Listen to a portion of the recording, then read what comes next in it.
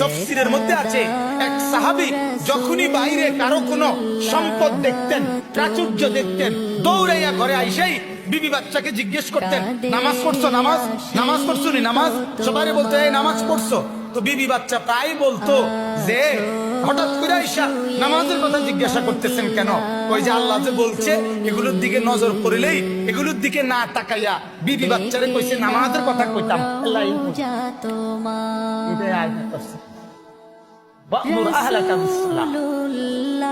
উনি এই আমল করতেন। যেদিন এই আয়াত নাযিল হইছে সেদিনে আল্লাহর নবী ফজরের নামাজের সময় ওনার মেয়ে ফাতেমার কাছে গিয়ে দরজার কড়া নাড়ছে আর বলছে, ফাতেমা কুমি লিসসালাহ, মা ওঠ, মা ফজরের নামাজের ওয়াক্ত হইছে, মা ওঠ, নামাজ পড়, মা আনকিজি নাফসাকা মিনান নার, মারে জাহান্নামের আগুন থেকে নিজেকে বাঁচা, মা ফাইন্নী লা উগনি আনকা মিনাল্লাহি শাইআ।